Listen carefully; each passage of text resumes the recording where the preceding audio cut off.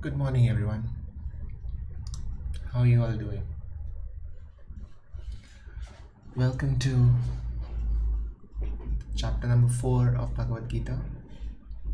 We have finished a month now, and we have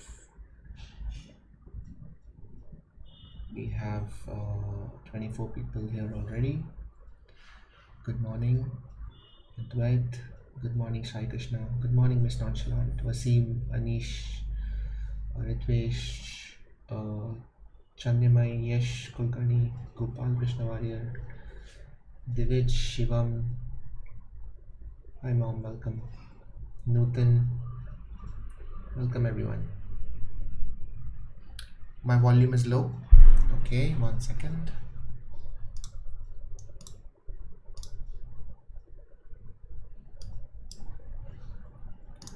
Okay, should be okay.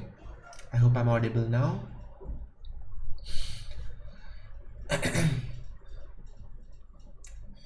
No BMC today, Wasim. I hope not. Let's not jinx it. Let's go into this with a positive attitude and hope that BMC is fast asleep. Okay. All right. So with that, let us begin chapter number 4. We will start with Bhagavad Gita Dhyanam, and let's begin. I hope that you have your copies and I hope that you are reading this with me. Om Parthaya Pratibodhita Bhagavatam Narayanena Swayam Vyasena Gratitam Purana Munina Madhye Mahabharatam Advaitamrita Varshinim Bhagavatim Ashtadhyashadhyayinim Ambatvamanusandadhami Bhagavad Gite Bhavadveshinim. So this is the Bhagavad Gita Dhyanam that we recite to invoke the blessings of the Bhagavad Gita so that we are able to finish reading and understand all the lessons it has for us. Om Shri Paramatmane Namaha Atha Srimad Bhagavad Gita Chaturthodhyayaha Jnana Yoga. We had completed 3 chapters, and the first 3 chapters were Arjuna Vishada Yoga, which talked about the war within, the internal conflict, the conflicts that all the members of the story faced and how this applies to us as well. Chapter 2 was Sankhya Yoga, which was the yoga of analysis. They spoke about the difference between the body and the soul. Chapter number 3 that we finished last week was Karma Yoga, which was the yoga of service and activity. Today is Jnana Yoga, which is the yoga of knowledge. With that, let us begin.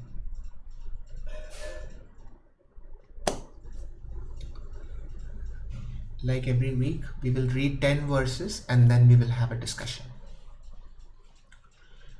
Shri Bhagavan Uvacha Imam Vivaswate Yogam Proktavanahamavyayam Vivaswan Manave Praha Munirishwa Kave Bravit.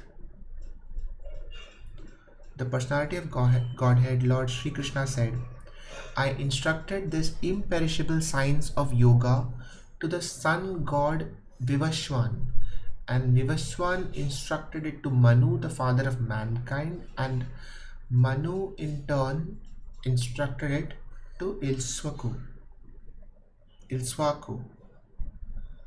Okay, so Krishna is saying that all the things that he has said so far in the first 2 chapters, all that knowledge has been told by him to the sun god, and the sun god gave that knowledge to Manu, who was the father of mankind.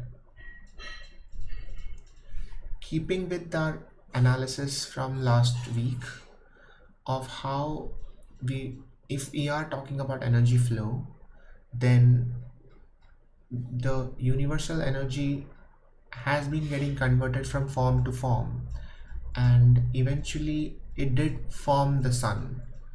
When the universe was formed, all the planets and stars were formed one after the other, and that energy did end up with the formation of the sun. And definitely all the life forms on earth are because of the sun, because they are all the energy that is there in the on earth is there because of the sun.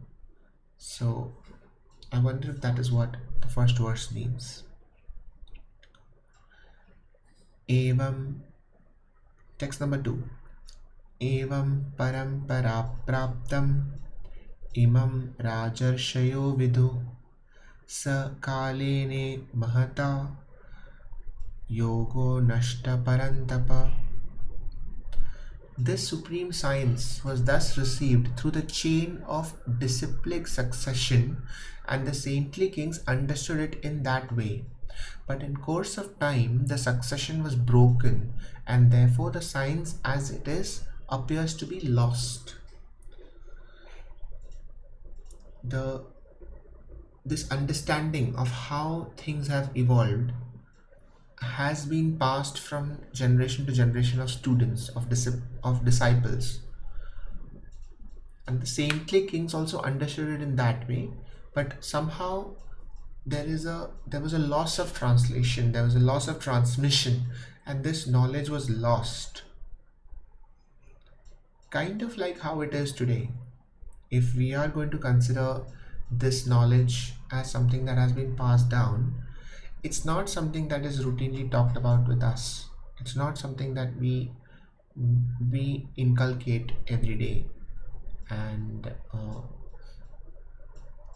this it's strange how this verse can very well apply to today as well. Text number 3. Sa evayam maya todhya yoga prokta puratana bhaktosi me sakha cheti rahasyam hetaduttamam. That very ancient science of the relationship with the Supreme is today told by me to you, because you are my devotee as well as my friend, and can therefore understand the transcendental mystery of this science. The very ancient science of the relationship with the Supreme. So, if all life forms have a relationship with that cosmic energy, because we have come from that in a very real scientific sense, we have come from that and we have a relationship with that, but the science of this relationship is still not well known, and Krishna is about to tell Arjun about that relationship. Text number 4. Arjuna Vacha. Arjun says, Aparam bhavato janma param janma vivasvata kathame tadvijaniyam tvamadau proktavaniti. Arjuna said, the sun god Vivaswan is senior by birth to you. How am I to understand that in the beginning you instructed this science to him? So Arjuna is saying that, Krishna, you are my friend and you were born now. How could you have spoken to the sun god which came before life on earth started? So how is that possible? Text number 5. Shri Bhagavan Uvacha Bahuni me vyatitani janmani tavacharjuna tanyaham veda sarvani natvam vedha parantapa. the personality of Godhead said, many, many births both you and I have passed. I can remember all of them, but you cannot, O subduer of the enemy. So Krishna says that you and I, in these identities, we are here, but our true selves have taken birth many times before, and Krishna can remember them. So we talked of reincarnation a bit in one of the earlier chapters, and we talked of how it could mean transfer of energy, because if our biological form goes is perished, then all our identity is lost with it, but that energy cannot be destroyed. So that energy has to get transmitted into some other form, and that other form can take life, can become conscious of itself. So in that sense,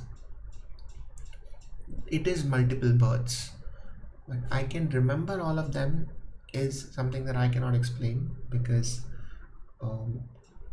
from all that we know so far, memory is stored in the brain, in the cortical structures, using material things, proteins, protein bonds, the way neural networks fire.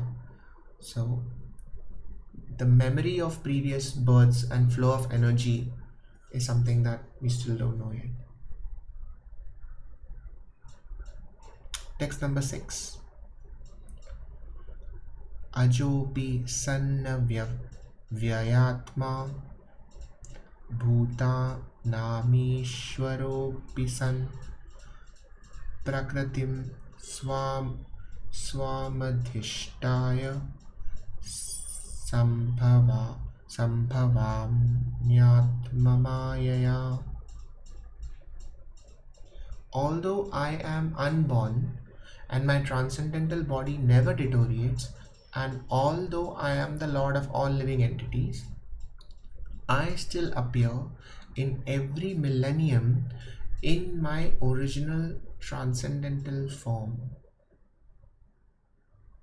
So if we are going to consider Krishna here as the cosmic energy manifested, then what he's saying is that that energy is unborn, it was always there, and the transcendental body, so that physical manifestation of that energy never deteriorates, but every millennium that energy will manifest in its original transcendental form. So from a mythological perspective, this is easy to understand, that the stories are that Vishnu has taken multiple births at different points in time, and the Dashavatara, so in the fish and the turtle, and every millennia there is a physical manifestation of that energy, and Krishna is one and Lord Ram is one. That is the mythological story, and that is easy to understand.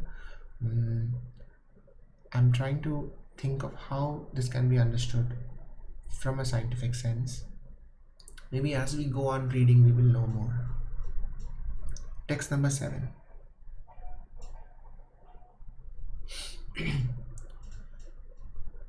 Yada yada hi dharmasya glanirбhavati bharata abhyutthanam tadatmanam srijamyaham. So this is one of the most famous verses in the Bhagavad Gita. Whenever and wherever there is a decline in religious practice, O descendant of Bharata, and a predominant rise of irreligion, at that time I descend myself. Now, in this context, decline in religious practice, I would take it to mean a lack of awareness of how we interact with the cosmic energy. And if there is a disconnection, if we go more and more away from that state of mind where we know that we are connected with everything, if we go away from it, there is a possibility of chaos, because the system is built in such a way that everything helps everyone. The flow of energy, the way solar energy gets converted into from chlorophyll, photosynthesis, food in plants that we consume, and animals eating other animals, and that flow of energy is very interdependent. And if we go away from that, there could be chaos. And so it is like it's almost as an auto correction that the system has. Okay. Again, I think we will know more as we read further. Text number 8. Paritrāṇāya sadhūnām vināṣāya ca duṣkritaṃ dharma sansthapanarthāya sambhavami yuge yuge.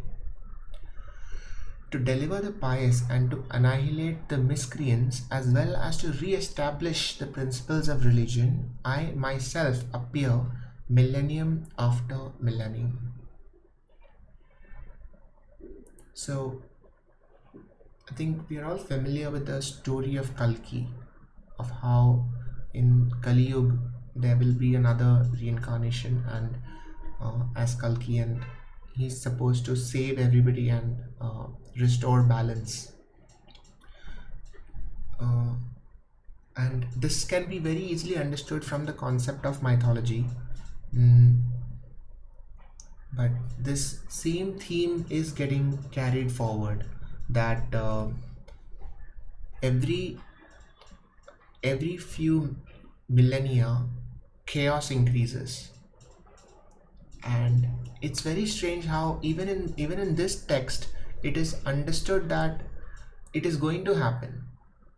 Chaos will increase, and then there has to be a cosmic correction of that chaos to restore balance. And then again there will be balance for a while, and then there will again be chaos. And from the largest stage to the smallest stage, so in our everyday actions we follow that cycle of chaos, correction, discipline, chaos, correction, discipline. That is how we also behave in our everyday lives. That is how we learn.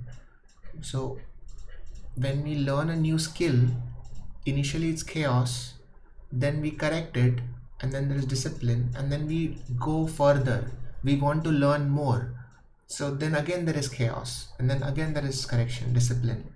So it's interesting how in the smallest of scales and the largest of scales, the same pattern is being followed.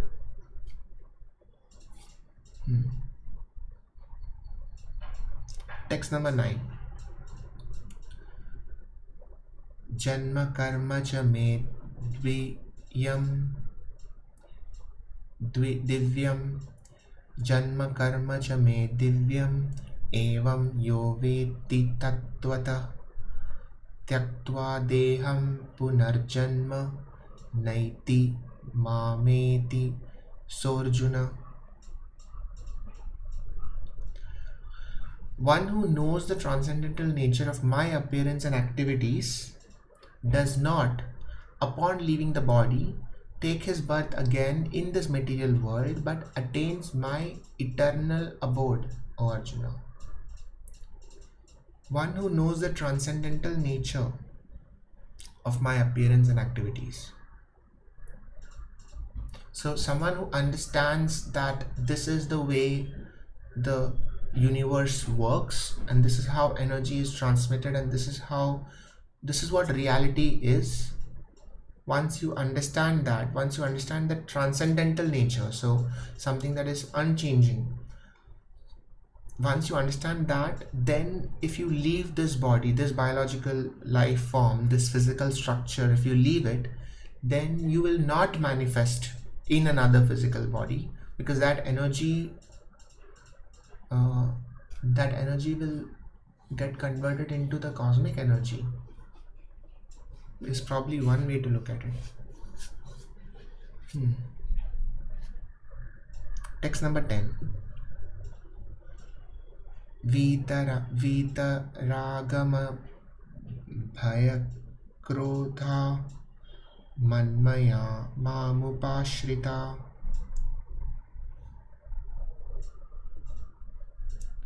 बहवो ज्ञानतपसा पूता मद्भावमागता.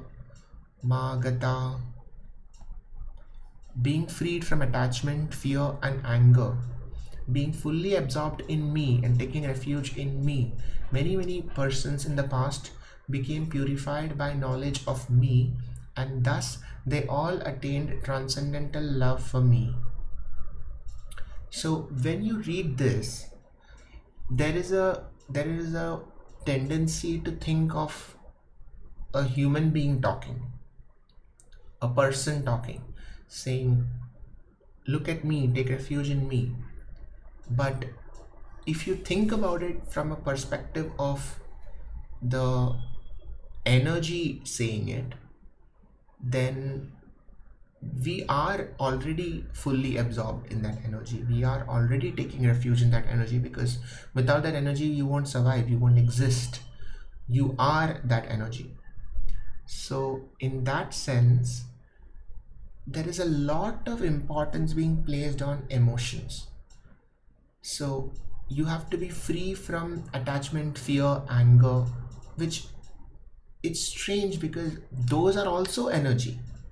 Fear is also neurons firing, anger is also neurons firing, and so is attachment, neurons firing. So that is also part of energy, but somehow you need to be free of that energy to become aware of the cosmic energy, which I'm not sure I fully understand why. Why should some neurons be more important than other neurons? But probably because we are not able to even conceive of the cosmic energy as long as you are fully caught up in the emotions of it. And we need to conceive of something to achieve it. If you can't even think of it, if you can't even imagine it, if you can't even reach out for it, then you will never get it. Probably that is the explanation, that if you are caught up in the everyday fear and anger of things, then you can never really rise above it. Okay. All right. Good morning, everyone. I hope that you were following the discussion, and we are good on, yes, just on time. Good morning, Mugdha, Mayuresh, Parth, Advait, Rishabh. I'm not a genius. I'm just trying to understand some things in my way, and I think that we can all do that. Increase the volume, please. I hope that my volume was good. Can you all please confirm again? The balance of order and chaos, the yin and yang. This has been a recurrent theme across all spiritual schools of thought, across all philosophies. This has been a recurrent theme of finding balance, finding that middle ground between this reality and a higher reality. Almost all deep thinkers and all philosophies and all religions have come up with that concept. So it is no coincidence that that is a recurring theme. It says about the awareness of one's energy being part of the cosmic energy. Exactly. Just being awareness is a big thing, because awareness is what shapes your reality. If you are aware of the fan, then the fan becomes part of your reality. But if you are not aware of the fan, there is no fan. And as soon as I say it, you will become aware of it, and therefore it comes into your reality. Until then, it wasn't a part of your reality. So awareness is not something to be taken lightly. Awareness has a very big role to play in how your reality is shaped. So I think you are right that if you are aware of the cosmic energy, then that cosmic energy becomes real. Otherwise, it is not real for you. and you will not be aware of the cosmic energy as long as your awareness is fully taken up by fear, anger, attachment. So if it is, then your reality becomes only this. But if you take this out of the equation, then your reality can change into something very different. So when we read it for the first time, we can't even imagine what that is like, because it is not real for us yet. But it could be real, which is a very promising statement.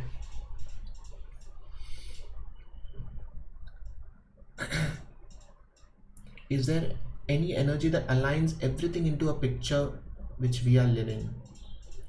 I think energy itself is that everything that we see are different versions of it. Heat, light, sound, matter, everything is just converted forms of that same energy.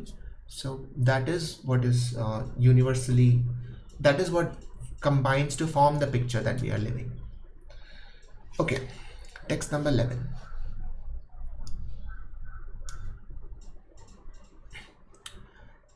Ye yatha mam prapadyante tansthathaiva bhajamyaham mama vartmanu vartante manushya partha sarvasha.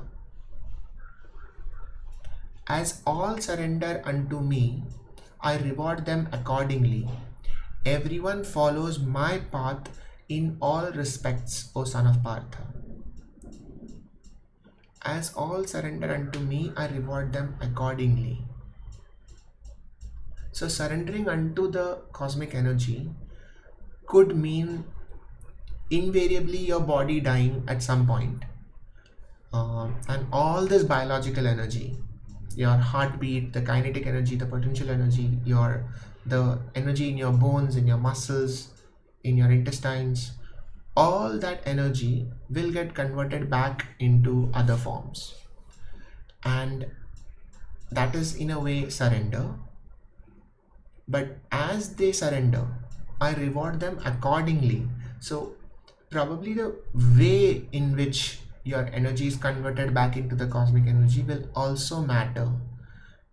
Because if you are, I'm not sure about this, but I'm thinking of samadhi, of what that means. What samadhi means, and the idea of converting your energy directly into the cosmic energy without really going through the biological route is what is samadhi. And would that make a difference? Would that mean something else? Everyone follows my path in all respects. Ultimately, you have to go back to the cosmic energy, right? Because there's no other way. Okay. Text number 12.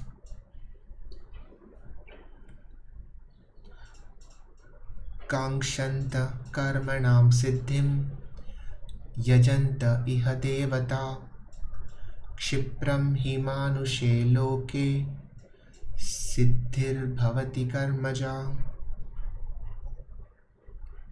Men in this world desire success in fruitive activities, and therefore they worship the demigods.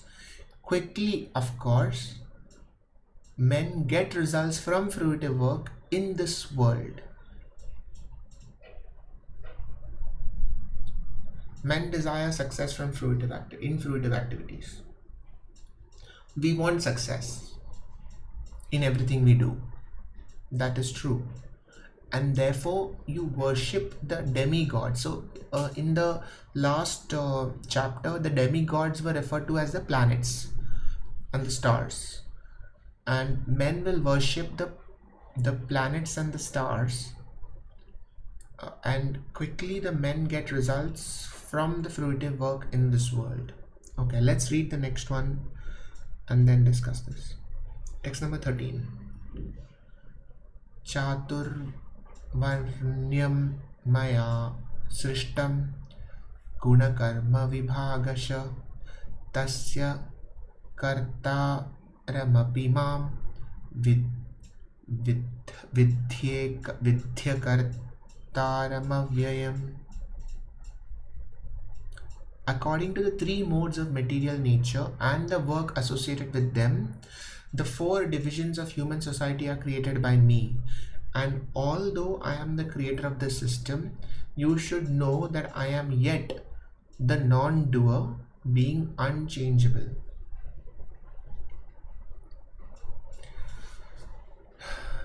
The three modes of material nature and the work associated with them and the four divisions of human society.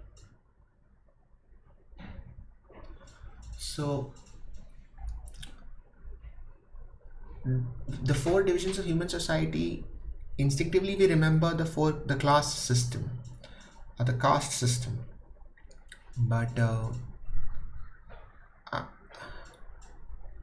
I am not sure if that is how we should understand this.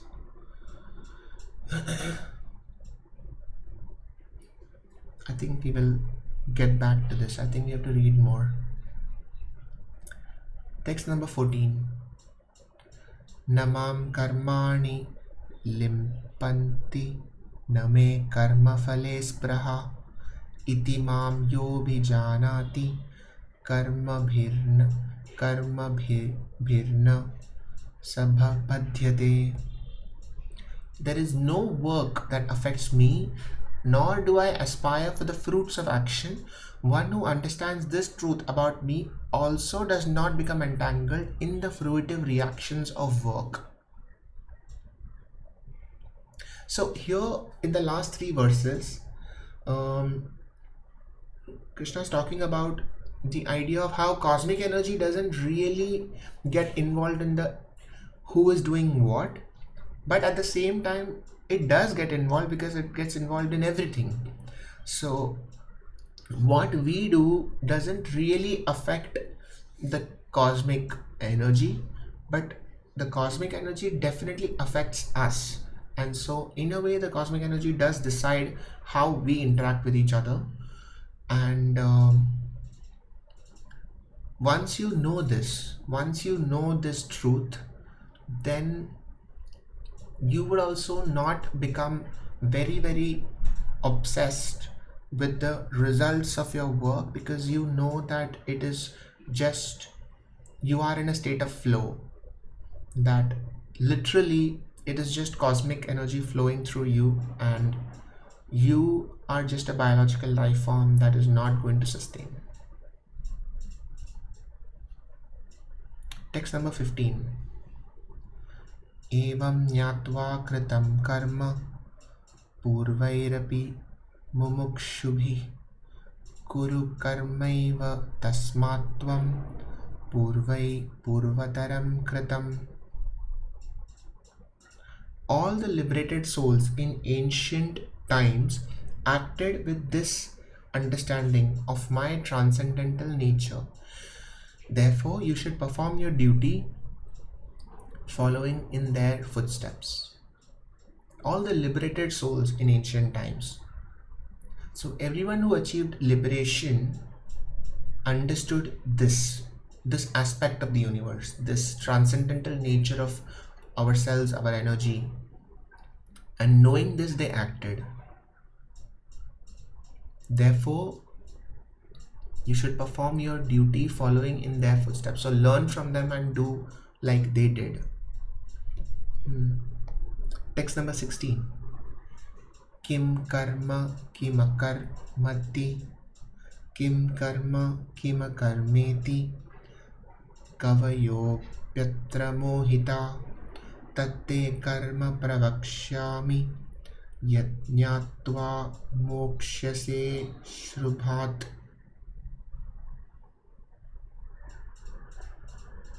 Even the intelligent are bewildered in determining what is action and what is inaction. Now I shall explain to you what action is, knowing which you shall be liberated from all misfortune. So this is a question that had come up even in our discussion, that if it is all just flow of energy and we have no identity, or what we do, we shouldn't want the results of it, then why do anything? What is action? What is inaction? it is all just flow of energy. Why bother? Probably in the next verses, this is going to get explained.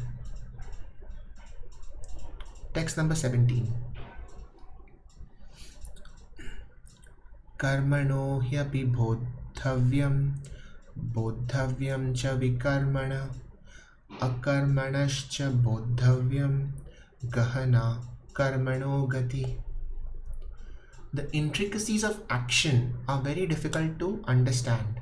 Therefore, one should know properly what action is, what forbidden action is, and what inaction is. So what does it mean to do your work, to not do your work, and do the wrong work? This is very subjective. So it's absolutely right that the intricacies of action are very hard to understand, because it ties up with dharma also. That what is your dharma? What are you supposed to do? How do you decide what you're supposed to do?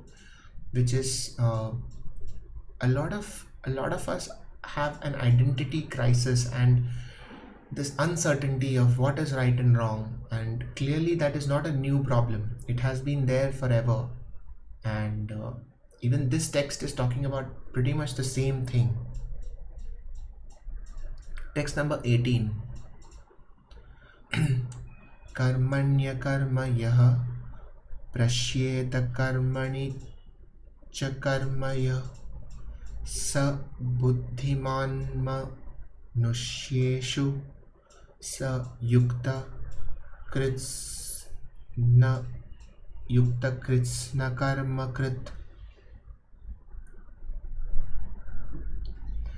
One who sees inaction in action and action in inaction is intelligent among men, and he is in the transcendental position, although engaged in all sorts of activities. Inaction in action and action in inaction. It sounds like a riddle.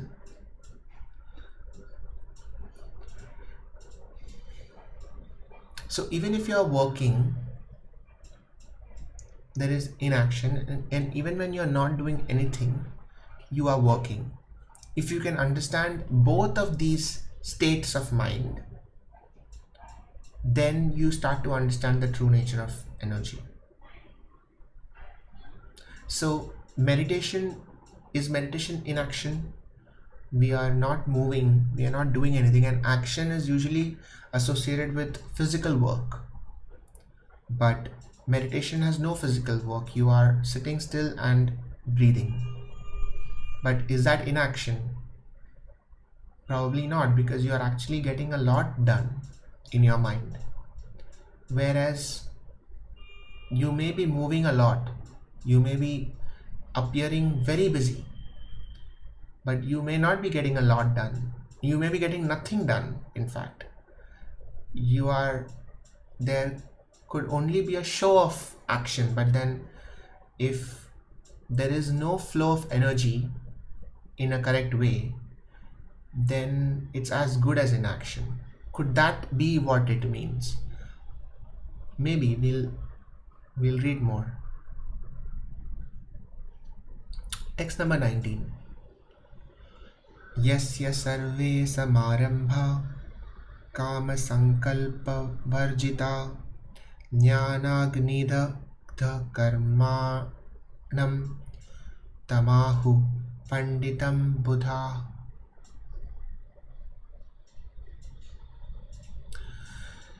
One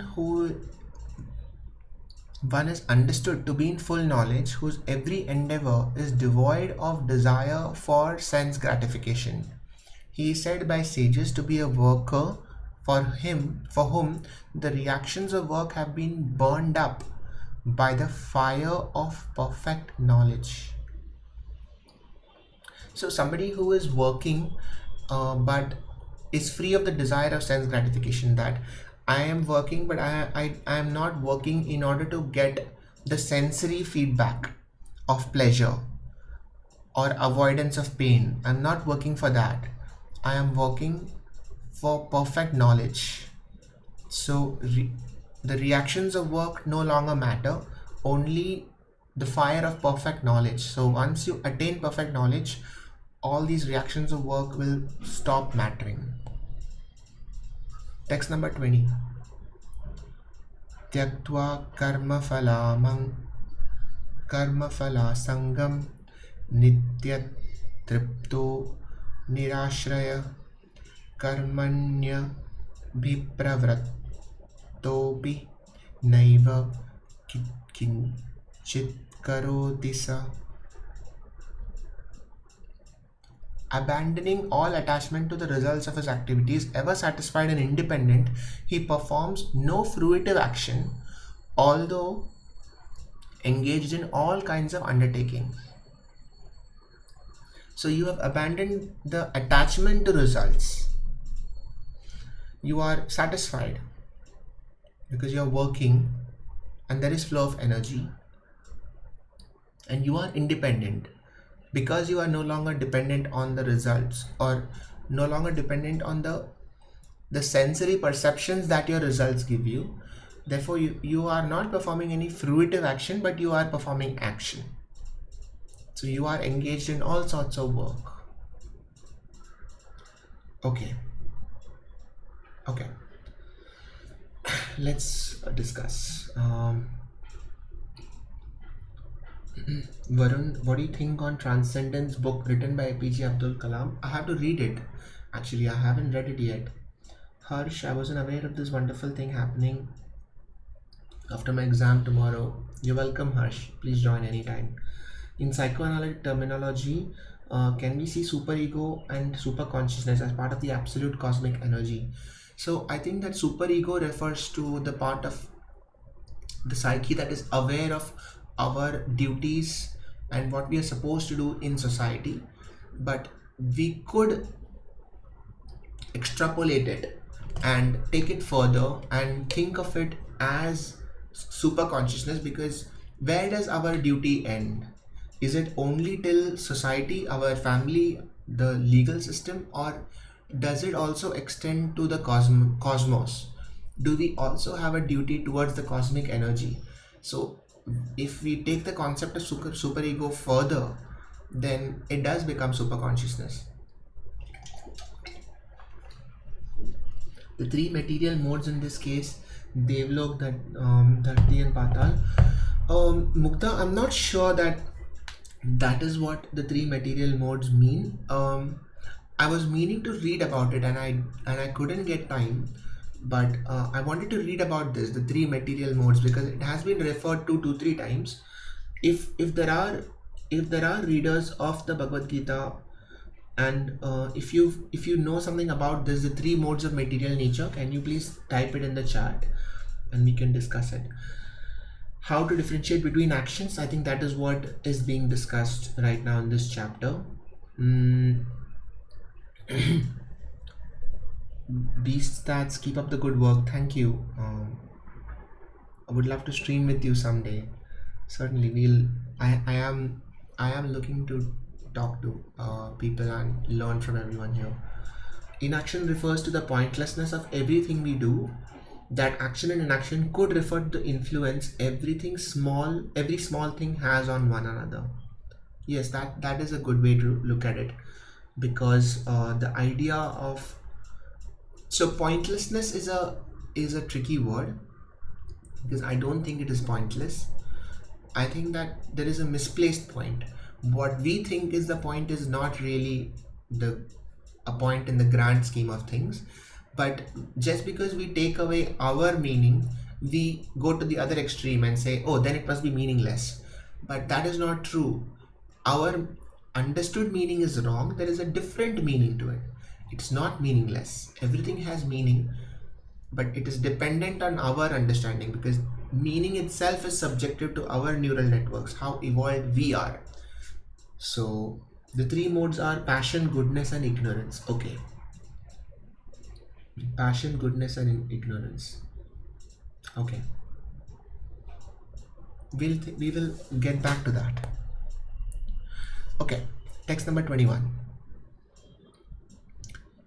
Nirashiryata chittatma tyatyakta sarva parigraha Shariram kevalam karma kurvannapnoti kilbisham.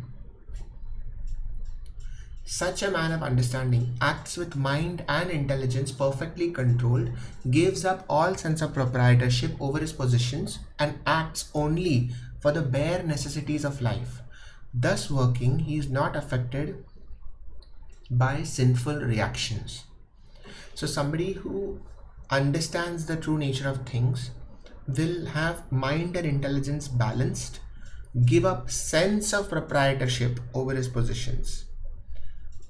Not give up proprietorship, give up sense of proprietorship. So maybe it doesn't mean that you give up your house, give up your car, give up your job, because that would be giving up proprietorship. But you have to give up your sense of proprietorship, the feeling that I own this house. That you have to give up without giving up your house. Because if you give up your house, you're actually giving up your work, your tasks, because you have a role to play. You have a job here. So giving up your job would mean you're not doing your work, which is not what is recommended.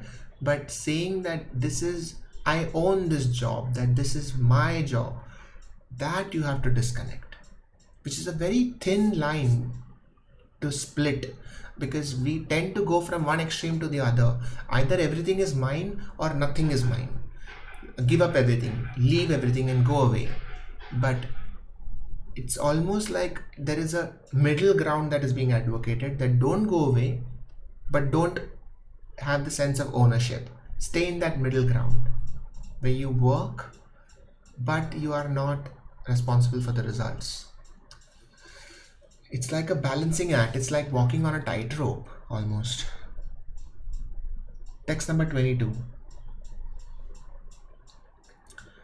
Yadrachalabha santushto dvandvatito vimatsara sama siddhava siddhaucha kritva pi na nibhyate. He who is satisfied with gain which comes of its own accord, who is free from duality and does not envy, who is steady in both success and failure, is never entangled, although performing actions. So this is exactly what we just said, who is free from duality. So duality is the enemy of understanding. When you say, what duality means, binary. So whenever we talk of binary, we're talking of duality. And duality makes you go from one extreme to another, because there's only two options. So either you're with me or against me, either you are good or bad, you're right or wrong. Everything that is wrong with our understanding of the universe has come because of duality. Because duality means there is no nuance. Duality means you can't see the middle ground. But once you are free from duality, and it's interesting how I had this thought once, that you have to go from duality to plurality to singularity. The ultimate understanding that everything is one will only come once you leave duality and realize that everything can be anything. And then you reach singularity. You cannot go from duality to singularity directly.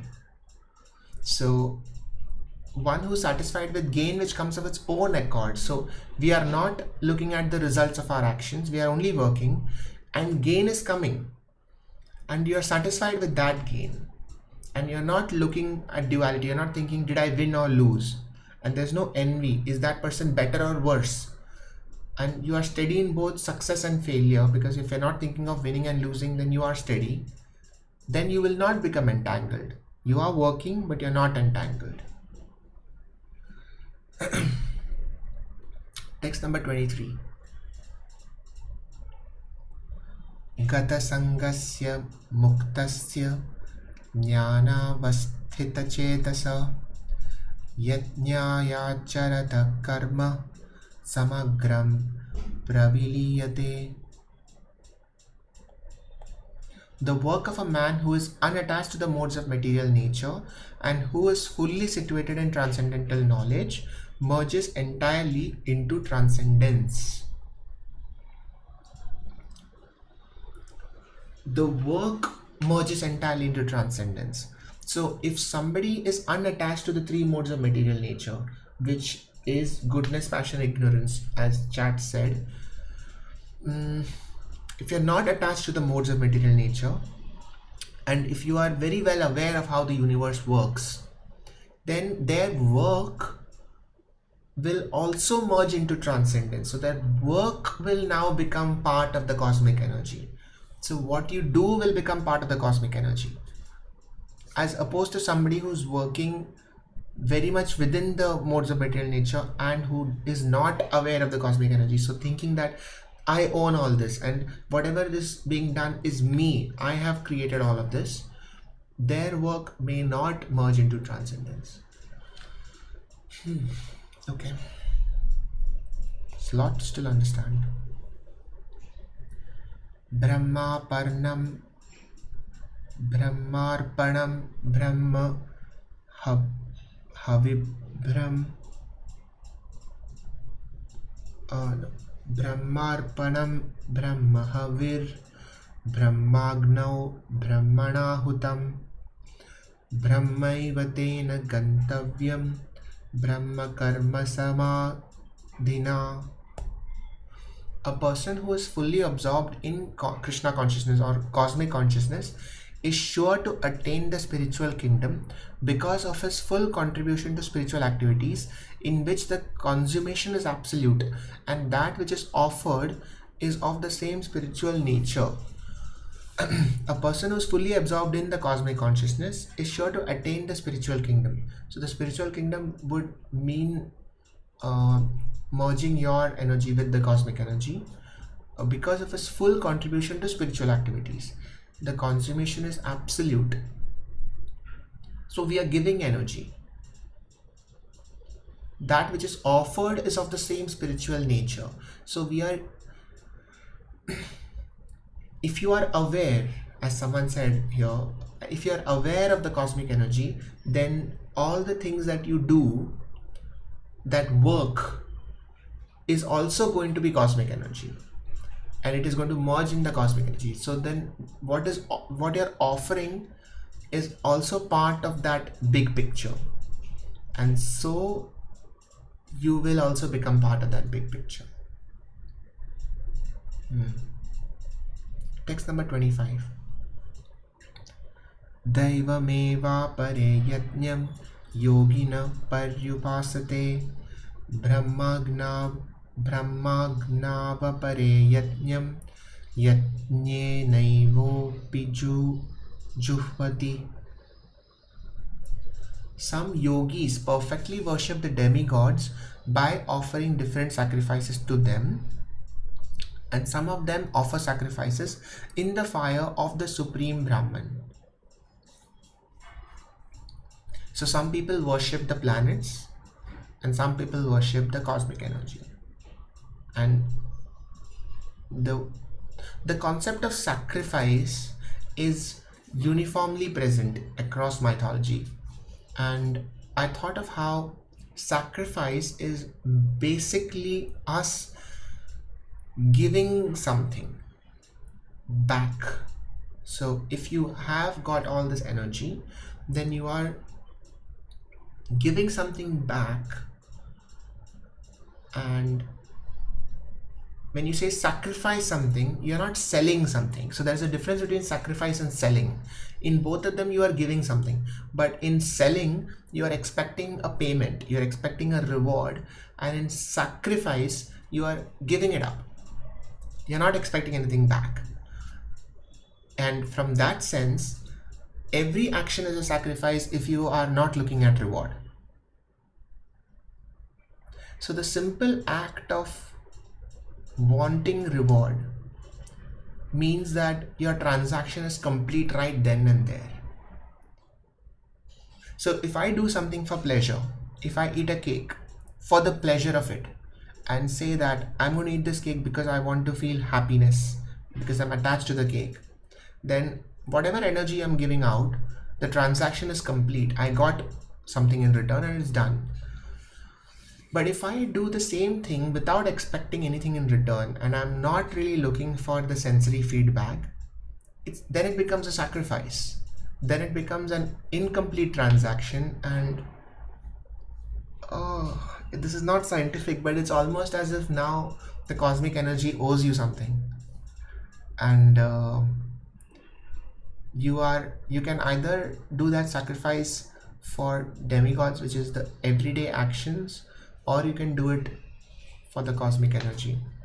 I'm not sure if I'm understanding this right, but this is an interesting concept. Text number 26. Shotradirindriyanye samyamagnishu juhvati shabdadin vishayananya indriyagnishu juhvati. I apologize if some of the pronunciations are wrong. The unadulterated brahmachari, sacrifice the hearing process and the senses in the fire of mental control, and others, the regulated householders, sacrifice the objects of the senses in the fire of the senses. So I don't understand this. The unadulterated brahmacharis, some sacrifice the hearing process and the senses in the fire of mental control. So we sacrifice our senses so that we get mental control, and others sacrifice the objects of the senses in the fire of the senses. So okay, we give up the material things and get sensory perception back, which is what we usually do with everything. We are getting something back immediately. So in the fire of the senses, the senses will give you something back, or in the fire of mental control, so we will get mental control. So we have to sacrifice the senses themselves. Okay. Text number 27. Sarvanindriya karmani prana karmani chapare atma samyama yogagno juhati jnanadipite. Others who are interested in achieving self-realization through control of the mind and senses offer the functions of all the senses and of the life breath as oblations into the fire of the controlled mind. So someone who's interested in achieving self-realization through the control of mind and senses will have to sacrifice the senses and the life breath into the oblations of the fire. So you have to sacrifice your senses to gain self-realization, to gain control of your mind. The life breath part, maybe it will get covered. Text number 28. Dravya yajnastapo yajna yoga yajnastatha pare swadhyaya jnana yajnascha yataya samshitta vrata. Having accepted strict vows, some become enlightened by sacrificing their possessions, and others by performing severe austerities, by practicing the yoga of eightfold mysticism, or by studying the Vedas to advance in transcendental knowledge. So there are many ways of advancing in transcendental knowledge. That is, advancing in the knowledge of how the cosmos works. You can accept strict vows, sacrifice your possessions, which is in the 4 stages of human life, the fourth stage is supposed to be you give up all your material possessions and you go and like sannyas. Others by performing severe austerities, so which is sacrificing your comfort. So you can either sacrifice your possessions or you can sacrifice your comfort, which is in mythology when they talk about people who sit in one position for years, who give up food, who give up water, who stand in one position for years. So they are putting themselves through a lot of discomfort. So that is severe austerities. You can practice yoga of eightfold mysticism. I don't know what yoga of eightfold mysticism is, but we will read about it. Or you can study the Vedas. So these are all different ways in which you can gain knowledge of the cosmic energy. Text number 29. Apane juvati pranam prane panam tatha pare pranapana gati ruddhva pranayama parayana apare niyatahara pranan praneshu juvati. Still others who are inclined to the process of breath restraint to remain in trance practice by offering the movement of the outgoing breath into the incoming and the incoming breath into the outgoing, and thus at last remain in trance, stopping all breathing. Others curtailing the eating process offer the outgoing breath into itself as a sacrifice.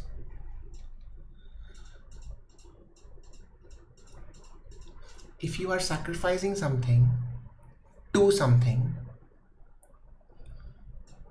then at a very fundamental sense, when you are breathing, you are taking in oxygen, giving out carbon dioxide. You're taking in energy, you're giving out energy. So you already have an inbuilt cycle of energy flow that will probably mirror the larger energy flow around you. So you could offer your exhaling to the energy that you get when you are inhaling, and the inhaling to the energy when you are exhaling. And if you are stuck in that loop, then you are in trance, and at last you stop, breathing stops, and offer the outgoing breath into itself as a sacrifice, where you sacrifice your outgoing breath into itself. So now you are no longer doing it to the incoming breath also, you are only sacrificing it to itself. Wow. So breathing is very, very vital to all meditation techniques. A lot of meditation techniques start with focusing on your breath, but from the sound of this, it ends with the focusing on your breath. I have never thought about it like that. Sacrificing your breath into itself. Text number 30. Sarve piyete yajnavido yajnakshapita kalmasha. Sarve piyete yajnavido yajnakshapita kalmasha yajnashishtamrita bhujo yanti brahma sanatanam. All these performers who know the meaning of sacrifice become cleansed of sinful reactions, and having tasted the nectar of the results of sacrifices, they advance towards the supreme eternal atmosphere. So all performers who know the meaning of sacrifice become cleansed of sinful reactions. So we normally don't sacrifice things because we are attached to things, and for us it is not part of our reality, because we cannot see how sacrificing something can give you something, because it doesn't make logical sense to us, because we are very, very caught up in the commercial nature of things, in the selling and buying of things. So if I give you something, what will I get? That is our logic, that is our fundamental thought process, but we have never tried the other one. And again, awareness, if you are not aware of it, then it is not real, it will not be real for you. But if you are aware of it, then it will become real for you. So all performers who know the meaning of sacrifice will become cleansed of sinful reactions, which is sensory perception. And this is interesting, having tasted the nectar of the results of sacrifices, which is sort of counterintuitive, because we are sacrificing, we are going away from sensory perception, but having tasted the nectar of the results, so that is sweet. So we are, when you sacrifice without expecting results, then you will get results which will make you happy. So then, are you sacrificing for those results? Then they advance towards the supreme eternal atmosphere. I think there is something missing here that we are not understanding. I am not understanding. But probably if we do detach action from sensory perception, then reality changes. And until we try it, we can't really comment on it. But if it is true, if what it is being said is, if we work without wanting your sensory feedback, then the benefits of that are something that we cannot calculate at the moment. So maybe it's worth trying. Okay.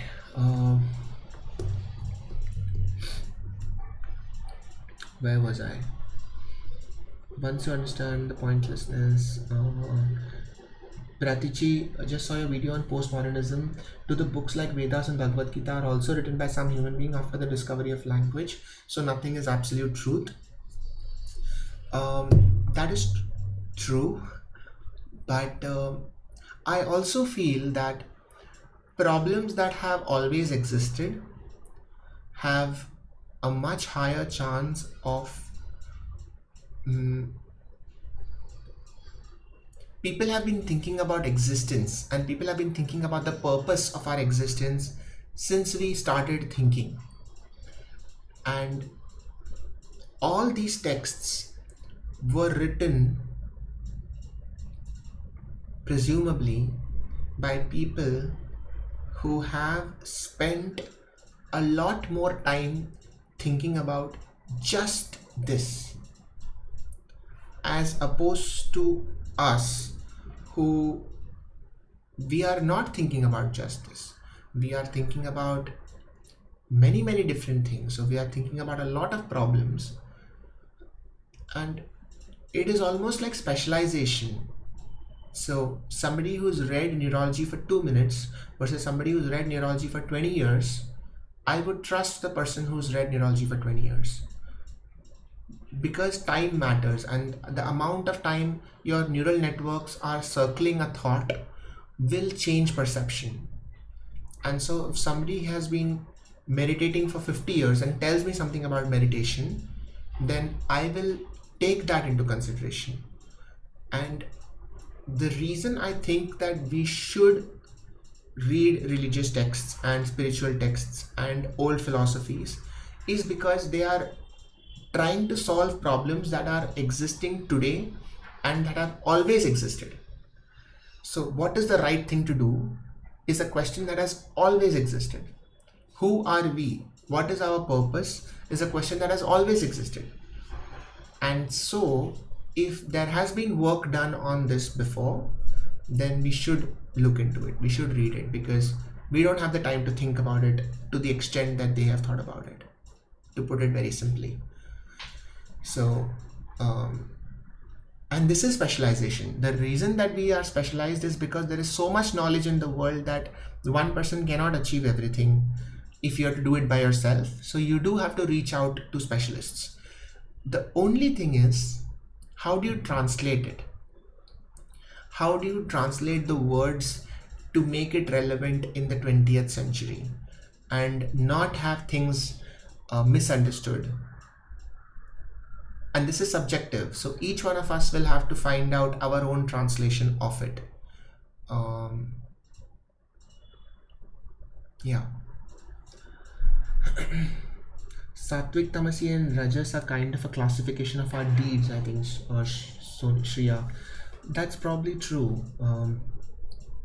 Sense of proprietorship is like ahankar, yes. Everything in the cosmos is classified under three modes. It's used in astrology to Ayurveda, Prajvala. I am interested in learning about both of those things, that both astrology and Ayurveda. We are going to talk about astronomy and astrophysics next month, and maybe after that we can talk about astrology as well.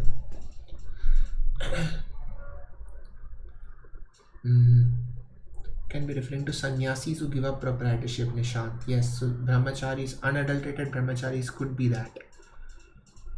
How do you make prediction based on planetary positions? I don't know. There are other philosophers who spent lifetimes thinking about this and they didn't come to same conclusions. Why not listen to them? Why do we have to be biased towards this? No, I don't think that we should be biased towards this. I think that we should start from somewhere and go on reading. So, for example, in science, if I want to read about Alzheimer's, I will start reading about Alzheimer's in two ways. I will read all the current literature, and I will also read the history, and I will read about how things have evolved. So in understanding any disease, there has been a lot of mistakes. So in 1700s, the viewpoint of Alzheimer's was very different. In 1800s, it was very different. Today, it is very different. But understanding the history will allow us to see the subjectivity of things. So when we read a textbook and we say that Alzheimer's is this, if you know the history, you also know that this can change with new research.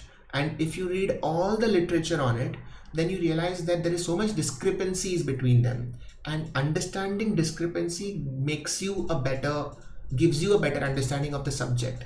You are not looking for absolute truth, but you are looking at how different truths can exist on the same field. So even in science, which is considered to be very absolute, it is not. So there is very different viewpoints, and there are contrasting theories of how Alzheimer's disease has evolved. Could it be because of this? Could it be because of this? So truth has always been subjective.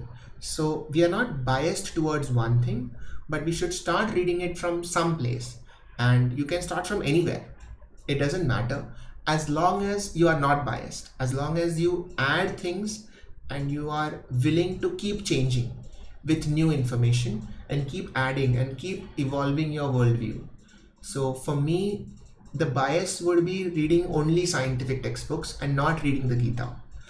So that would be a bias. So I'm trying to break that bias. Okay.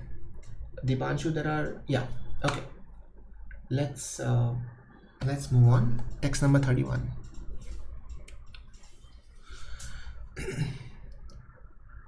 Nayam lokostyayajnasya kuntonya Kuru Sattama. O best of the Kuru dynasty, without sacrifice one can never live happily on this planet or in this life. What then of the next? Again, some things are lost in translation, because you say sacrifice, you imply that you don't want anything in return. You don't want happiness, sadness. You are above all that. But without sacrifice, one can never live happily. So maybe there's something lost in translation here, because you don't want happiness. So then why would you want happiness from sacrifice? So maybe there's something still to understand there. In this planet or in the next, in this life or of the next. Okay. Text number 32. एवं बहुविधा यज्ञ वितता ब्रह्मणो मुखे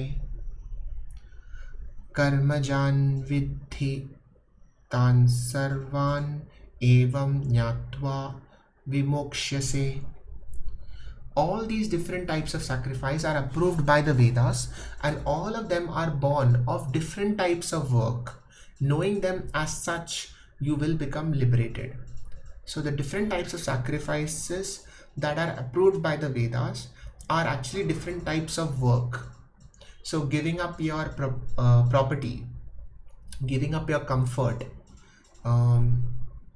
these are all different ways of sacrificing. You are sacrificing something. You're either sacrificing your time, your property, your energy. So all of them can lead to liberation. All of them can make you understand what is the relationship between your energy and the cosmic energy. Text number 33. Shreyan dravyama yadhyasnya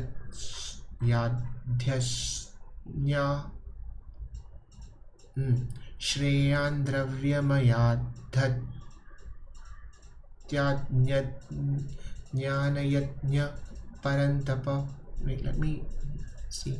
Shreyan dravyamayadyajnanayajna parantapa sarvam karmakhilam partha jnane parisamapyate. O chastiser of the enemy, the sacrifice performed in knowledge is better than the mere sacrifice of material possessions. After all, O son of Partha, all sacrifices of work culminate in transcendental knowledge. So if you sacrifice your property, also it is a sacrifice and it will lead to transcendental knowledge. But sacrifice performed in knowledge, so knowing why you are sacrificing, will matter, which is mindfulness. Doing whatever you're doing, but knowing why you're doing it has an effect on the consequences. So exercising, just going through the motions, and exercising knowing which muscle is working and why are you doing your why is the motion like this, and why should you do it so many times, and why should you do it regularly, why should there be a warm up, and why should there be a cool down. Just knowing that will make a difference rather than going through the motions, just doing it because somebody told you to do it. Knowing why you're doing it will make a difference. So sacrificing, knowing why you're sacrificing, is better than just sacrificing. Text number 34.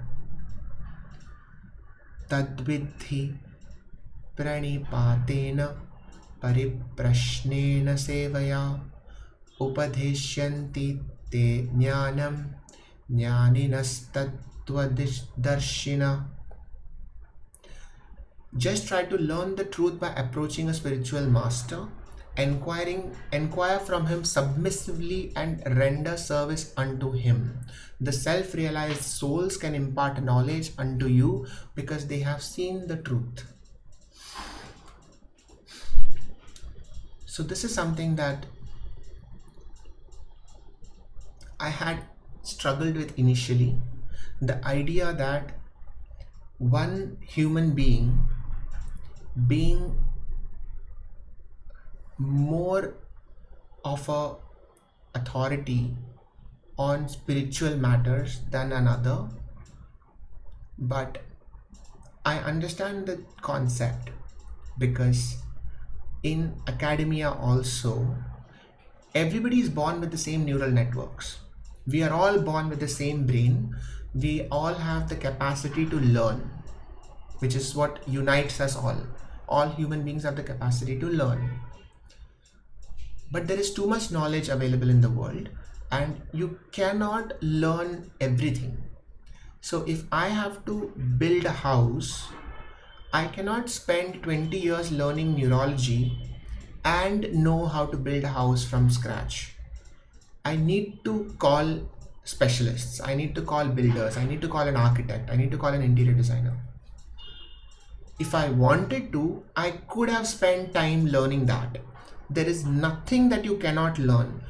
There is nothing that you cannot do. But we have shortage of time. So, if you are going to go to a specialist, if somebody comes to me for migraine and assuming that I am a neurologist and that is why I will have better knowledge, that doesn't mean that others cannot have it, but they have to spend that much time and spend that much energy. And from that respect, I understand why somebody who has spent a lot of time thinking about spirituality and learning spirituality, if you think of spirituality as any other science, then their insights will be more valuable than somebody who has not spent that much time. And that I respect, because why not? It applies to every field of science. Why not to spirituality as well?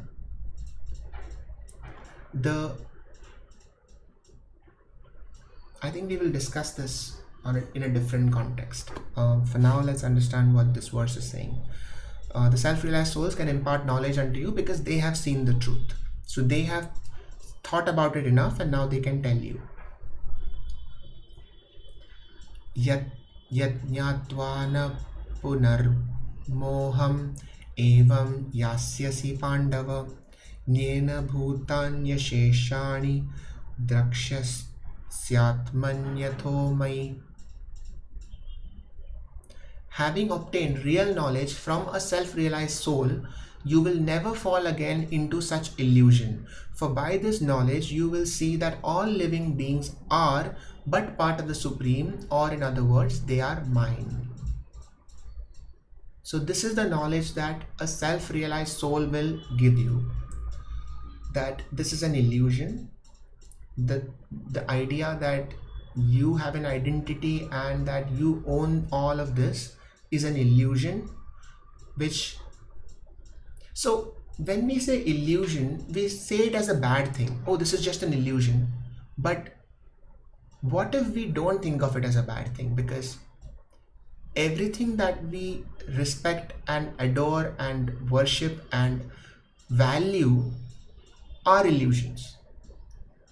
So then we should start thinking of illusions as a problem and something to be dismissed. Even the word "ye sab moh maya hai" is a dismissive statement. We say it like you can ignore it. "Ye sab moh maya hai," but everything is that, including yourself. So then, if you are also part of illusion, then that importance is valid, because within that illusion, everything is important. So I don't think the aim is to dismiss it. I think the aim is to understand it, because I feel that even that dismissive aspect comes from a self-defense mechanism. Because we are not able to understand it, we dismiss it, which is what we do all the time. When we hear another opinion that you can't understand, our first instinct is to dismiss it. No, this is not making any sense. No, this person hasn't read enough. No, this doesn't add up to my worldview. But understanding it is much more difficult. So let's not dismiss illusion, let us understand illusion. I think that is a better way to look at it. Text number 36. Api chedasi papebhya sarvebhya papakritama sarvam jnana plavenaiva vrajinam santarishyasi. Even if you are considered to be the most sinful of all sinners, when you are situated in the boat of transcendental knowledge, you will be able to cross over the ocean of miseries. Lot of metaphors. So most sinful of all sinners. So sinning in this context essentially means being attached to sensory perception. And even if you're the most sinful of all sinners, so even if you are completely dependent on sensory perception, when you are situated in the boat of transcendental knowledge, so when you are in that journey of understanding that you are a part of the cosmic energy, then you will be able to cross over the ocean of miseries. I wonder what they mean by ocean of miseries. So misery itself is part of sensory perception. The idea that you can be sad is also a limbic response, because your limbic system will take away dopamine from your receptors, and that is what gives you that sense of sadness. So that in itself is a limbic response. So as soon as you begin to understand that, oh, you can detach from this, it follows that you will be free of misery and happiness. Text number 37. Yathai dansi samiddhognir bhasmasat kuruterjuna jnanagni sarva karmani bhasmasat kurute tatha. As a blazing fire turns firewood to ashes, O Arjuna, so does the fire of knowledge burn to ashes all reactions to material activities. Once you know it, it's difficult to go back. Once you start seeing the relativity of sensory perceptions, it is difficult to go back to giving things the same level of importance that you used to give it when you weren't really aware of how it is all relative. So fire burning something to ashes is a good, if very powerful metaphor, and it doesn't happen overnight, but the more you realize that everything is relative and all sensory perceptions are relative, the lesser you are able to react to everyday activities. Text number 38. Nahi jnanena sadrisham pavitramiha vidyate tatsvayam yoga samsiddha kalenatmani bindati. In this world, there is nothing so sublime and pure as transcendental knowledge. Such knowledge is the mature fruit of all mysticism, and one who has become accomplished in the practice of devotional service enjoys this knowledge within himself in due course of time. So transcendental knowledge is sublime and pure. Being aware that you are energy and you are part of the cosmic flow of energy is sublime and pure, because it cannot be corrupted. Everything becomes a part of it then. There is nothing good, nothing bad. Everything becomes a part of that flow of energy, and sublime because it is going to be everlasting. And such knowledge is the mature fruit of all mysticism. So all spiritualities, all religions, everything leads to this knowledge that you are a part of the universe, you are a part of a larger picture. And if you become accomplished in the practice of devotional service, then you enjoy this knowledge in due course of time. Text number 39. Shraddha vallabhate jnanam tatpara samyattendriya jnanam labdhva param shantim achirenadhi gacchati. A faithful man who is dedicated to transcendental knowledge and who subdues his senses is eligible to achieve such knowledge, and having achieved it, he quickly attains the supreme spiritual peace. So you have to be dedicated to that knowledge. You have to keep following that road. You have to keep understanding that this is a cosmic energy and this is a flow. And then gradually your senses do become subdued, and then you attain peace. Text number 40. Atnyash Atnyascha Shraddha Shraddhadhanascha Sam Samshayatma Vinashyati Nayam Lokosti Naparo Na Sukham Samshayatmana. But ignorant and faithless persons who doubt the revealed scriptures do not attain God consciousness, they fall down. For the doubting soul, there is happiness neither in this world nor in the next. So someone who's not aware or who doesn't believe that this is how the universe is, that this is how the cosmic energy is, will not become aware of that consciousness, and they will fall down. And if you're doubting this, there is there's no happiness. Again, the concept of happiness, there is technically no happiness even for the believer, but then there is no sadness. So the idea of happiness, I think, is different in different contexts. So one is the happiness that you gain from sensory perception, that, oh, I'm so happy that I got this thing. The other is a very different kind of happiness, the happiness that is not dependent on anything. So this is the limitation of language, I think, that we use the same word happy in different contexts, but it refers to different states of mind. Text number 41. Yoga sanyastha karmanam jnana sanchinna sanshayam atmavantam na karmani nibadnanti Dhananjaya. One who acts in devotional service, renouncing the fruits of his actions, and whose doubts have been destroyed by transcendental knowledge, is situated factually in the self. Thus, he is not bound by the reactions of work, O conqueror of riches.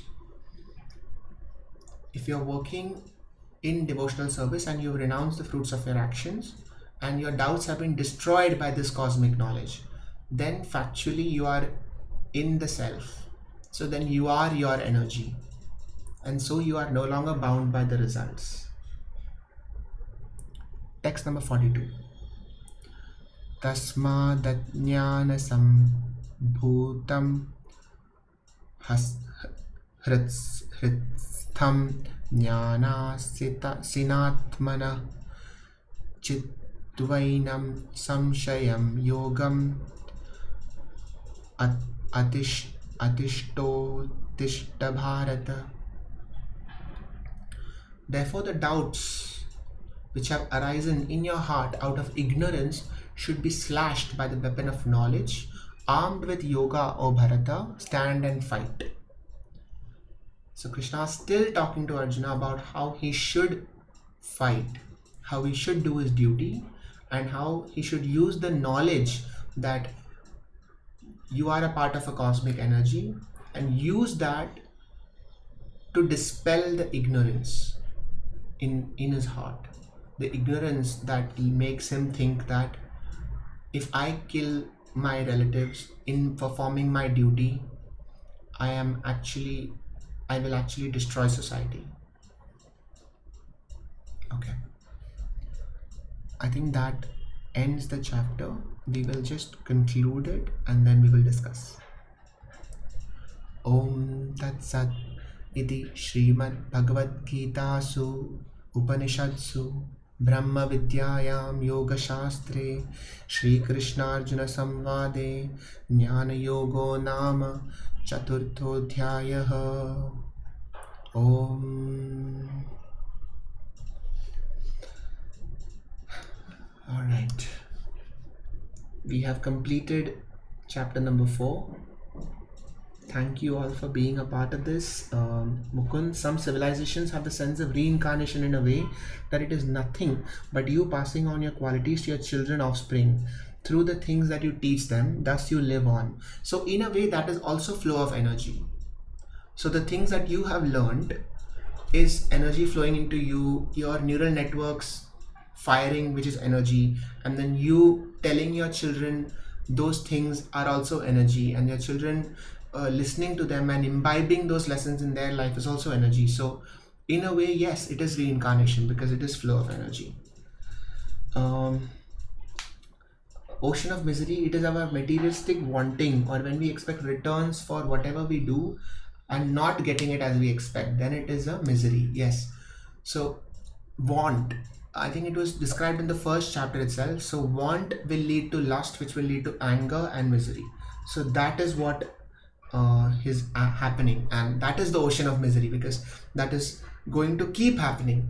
So there is also this concept of waves. So in an ocean there is endless waves. So you think that you get one wave of misery and you solve it, you are done, but you are not, because there's a next wave and there's another wave, and it is infinite. As long as you are alive, that ocean of misery will keep hitting your, which is why we have felt it so many times that we want something and we go after it, we get it, and it's not like after that you are happy forever. The next day you are sad about something else. And this is every day, from the smallest of things to the largest of things. So your dream job, you get it, and the next day your boss shouts at you and you're sad. So probably that is what ocean of misery means, that you are standing at the shore of an endless series of waves of misery, unless you detach. You put it that way and it sounds really exhausting, just having wave after wave of misery hitting you is really exhausting. And I'm amazed that we have not been taught to detach before this. In fact, the opposite. We have been taught to go deeper into it. Go deeper into the ocean, want things more, crave things more, chase after things more. And you will always be standing in it. You'll always be caught up in the next wave, Oh my god. We should, yeah. I'm glad we started reading this because it does change your perspective a little. Apple Green, thank you. I've been seeking such a channel for a long time. Same here, man. Same here. I've been seeking such a channel for a long time too, to have these conversations. I'm glad I found it. I'm glad I found you guys. I'm glad that we are doing this, and I'm glad we finished chapter 4. I'm happy, even though happiness is a scam. I am happy that we have finished chapter 4, and let's do this. Let us complete reading this, and let's see what we can conclude out of it. Limbic system, PFC, same as illusion realization. I think that could be true. That is probably true. Sacrifice ice cream and pastries to control my cholesterol, and you will get returns out of it, for sure. Gaurav Mohite, isn't sacrifice perception? Oh, that's very interesting. It is perception. So what are you sacrificing? If you are sacrificing time, but time is not precious to you, then you are not really sacrificing much. So it's not about the money that you're sacrificing. It's not about what you're sacrificing. It is about how you perceive your sacrifice. How valuable is that thing that you're sacrificing? That is what, because that is the amount of energy you've invested in it. So if 100 rupees is nothing to you, then sacrificing 100 rupees is not something. But if 100 rupees is all you have, and you have worked a day to earn that 100 rupees, and then you sacrifice that 100 rupees, you are sacrificing much more than somebody who's sacrificing 1,000. Because you are not sacrificing a material thing, you are sacrificing energy. So that is the difference. That is the difference, because if you are going to disconnect from sensory perception, then you have to disconnect from everything. So a car is your sensory perception, and a chocolate is your sensory perception. So there is no difference essentially in sacrificing a car versus sacrificing a chocolate. What is the difference is the amount of energy you have invested in that thing, because energy is more real than anything else.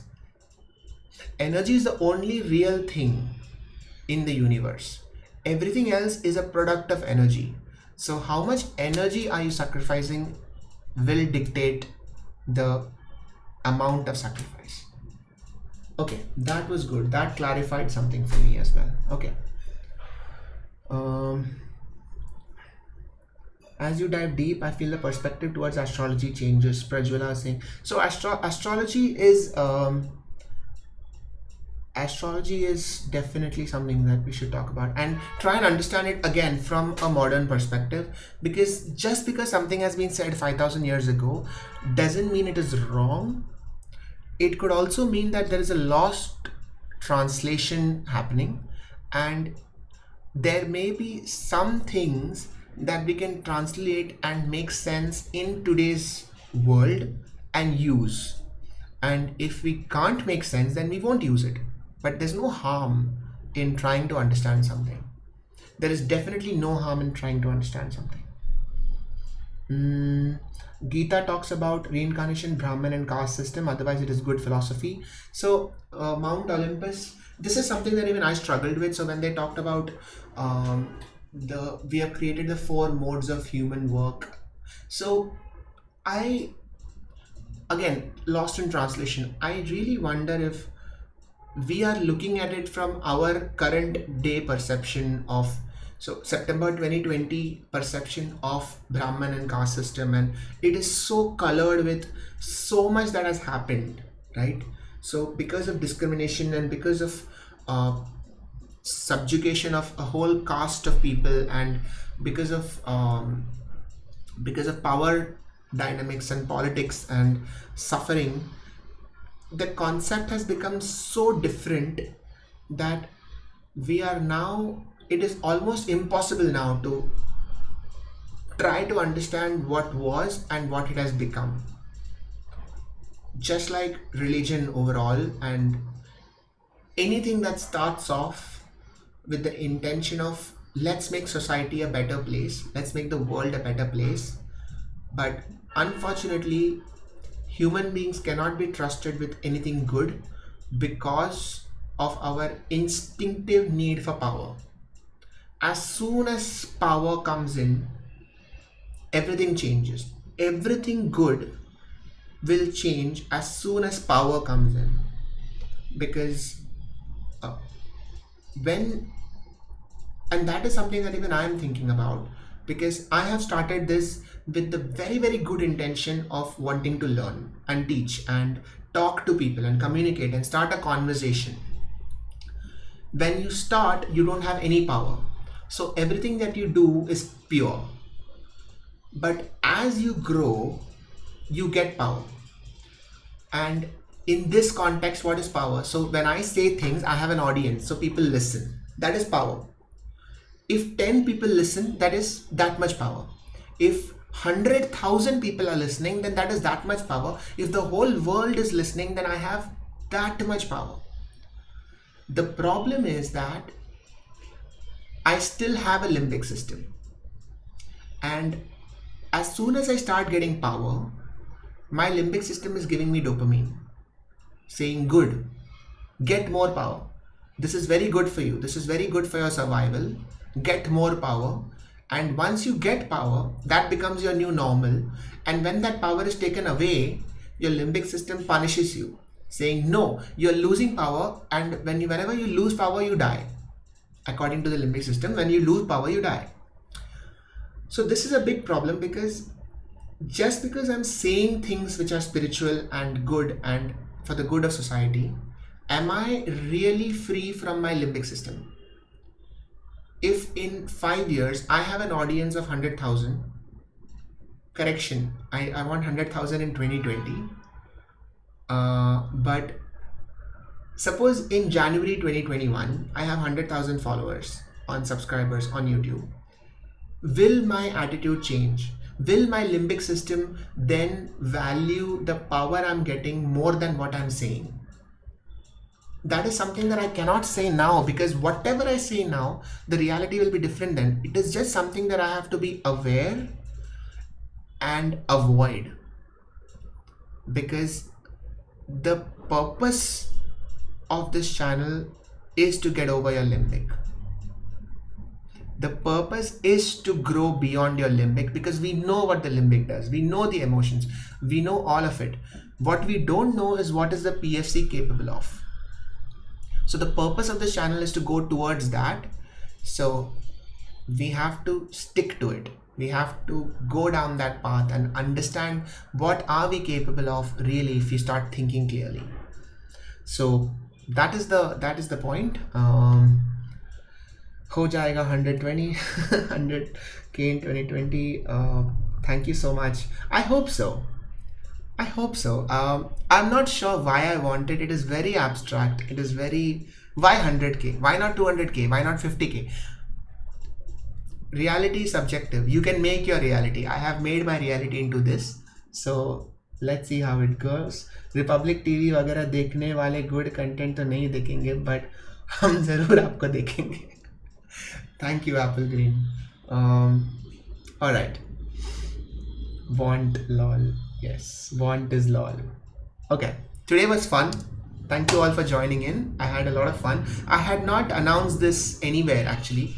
I just wanted to see how many people join in and how many people are coming. So I'm very glad that you guys have come here, and I shall see you next Saturday morning. Tomorrow evening we are talking of the placebo effect, which has a lot of connections with everything actually. So yes, I'll see you all tomorrow. Meditated on Black Lotus. So that is something I really want to do, by the way. I want to start meditating, and since 2020 is all about connecting with people, I might start a meditation group. So if you want to be part of my meditation group, then let me know, and you can comment on this stream, and we shall do that. See you in SIS GST. So I'm giving a TED talk in SIS. So I'm talking about learning. Okay, thank you all.